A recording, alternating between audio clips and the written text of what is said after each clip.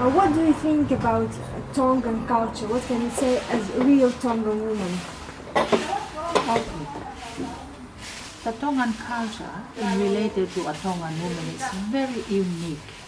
And if I were to talk about women, a Tongan woman, is of very high rank.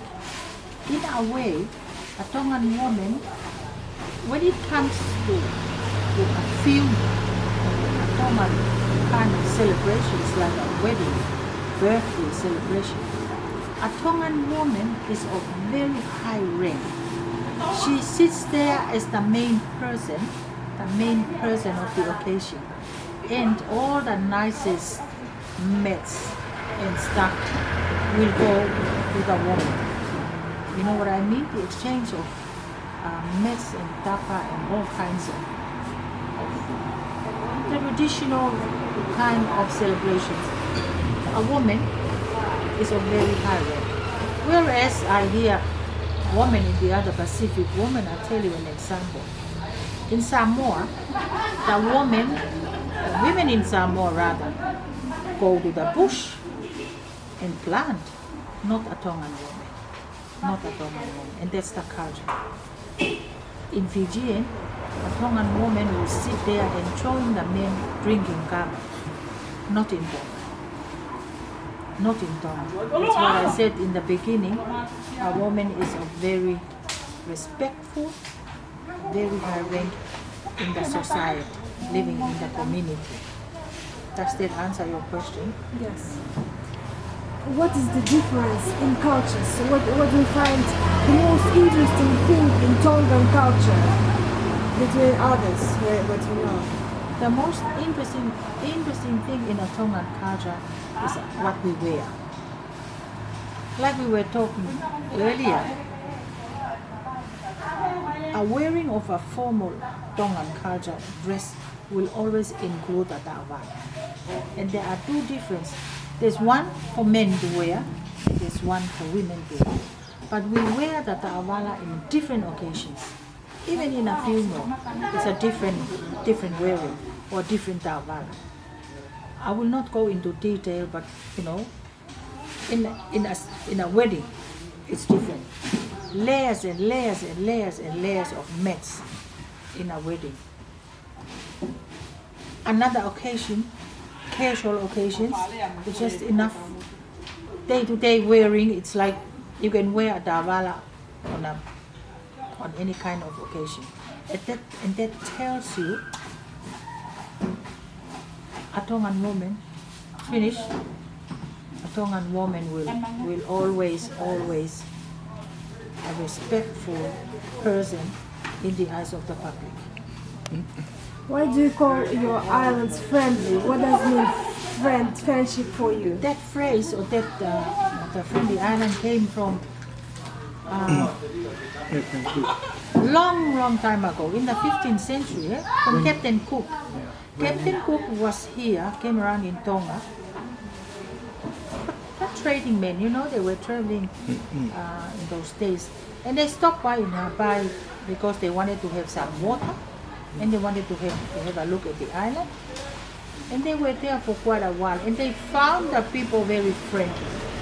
People gave them food, people gave them drink, people gave them all the traditional, and he didn't have a gift to you know, in remembrance of his trip, but he said the friendly island. And I think we are very friendly. In a way we are. Lucky he is. What do you think? What does it mean to be rich for Tongan people? Okay, what I mean by that, not in terms of money, not in terms of cash, rich in the heart. Rich in the heart is our richness. That's our dignity, you know. That's what passes from generation to generation to generation, and it will remain forever, I would say. Rich in the heart is kindness, you know. You love somebody, you're friendly, you respect, you give. Like here, we respect the foreigners very much. You know, we look up to the foreigners. And you know, many years ago, rich people have many animals. For example, in India it was elephant. If you have many elephants, you're rich. If you have many deers on the north of Russia, you're rich. And which animals was rich for Tongan or animals? I would say the most valuable animal is the puaka, is the pig. Why? Because when you go and see the king, you have to present something. You have to present an animal. You have to present nets and stuff and tapa. Are you familiar with tapa? More or less. Okay. After this, you have to go and see that. So the most valuable or the most, is the puaka. Puaka is a part of our life. It's used to all kinds. We cannot have a celebration without a puaka. You present it as gift. You present it. You eat it. You cook it and eat it. Regardless of all the animals, puaka would be our highest, most valuable animal. And is it important now if people will reach and very important person, but without animals? Is it possible in Tonga or no? Possible to be without any animals, but be like respectful. Or he must have animals. But then of course, since puaka is part of our culture and part of the most valuable animal, we raise them. We feel that we have to raise them. We feel there must be something at home. Because when you have a church's activity, when you have a big celebration in town, or the king or the royal family, what are you going to present? You can't just put some money on the envelope and run. You have to, that's part of your presentation. That's a very formal presentation.